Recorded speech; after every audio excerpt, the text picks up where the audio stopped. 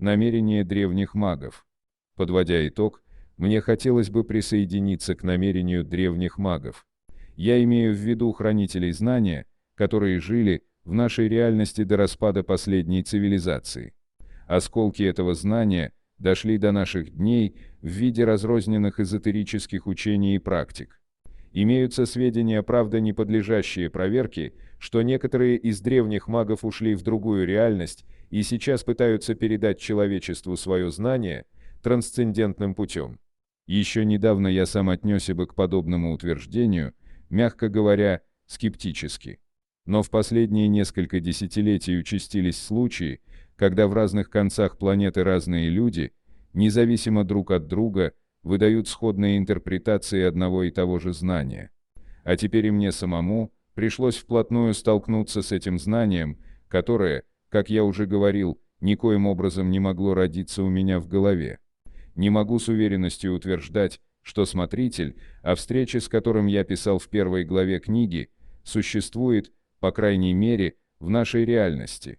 Но оснований полагать, что он все-таки существует, у меня предостаточно. В моих сновидениях встречалось много всяких персонажей, но они не оказывали абсолютно никакого влияния на мое, весьма консервативное мировоззрение. Встреча же со смотрителем перевернула не только все мои представления о мире, но и всю мою жизнь. Вдруг, ни с того ни с сего, бывший физик, не обладающий никакими особыми задатками, начал писать книги. Уж больно невероятно и экстравагантно, если принять, что толчком ко всему этому послужило рядовое сновидение. С той первой встречи смотритель больше не появлялся. Но иногда мне кажется, что я чувствую его незримое присутствие. Так или иначе, я никогда не считал и не считаю трансерфинг своим знанием. Я всего лишь ретранслятор, настроенный на соответствующую область в пространстве вариантов.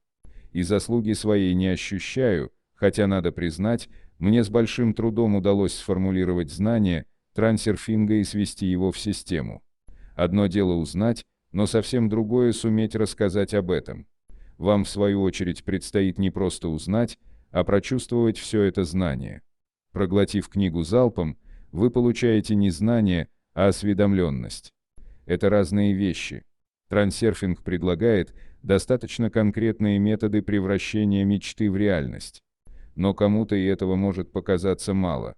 Если искать приемы, подобные процедуре завязывания галстука, то на это можно бесполезно потратить всю жизнь, поскольку управление судьбой не укладывается в правила типа раз, два, три. Нельзя сводить трансерфинг к технике исполнения каких-то приемов. Дело не в технике, а в осознании внутренней свободы и ощущении себя хозяином слоя своего мира.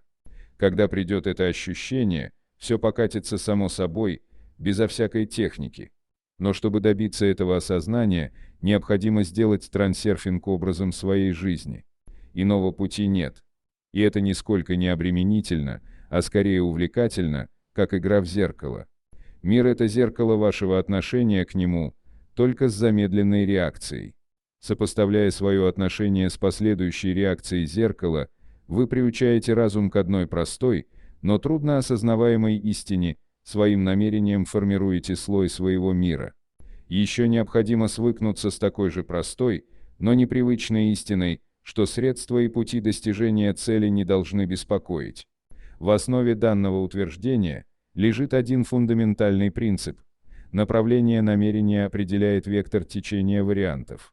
Требуется только поддерживать это направление и не мешать течению вариантов. Средства достижения цели сами найдутся, вы не можете и не должны знать, каким образом она будет реализована.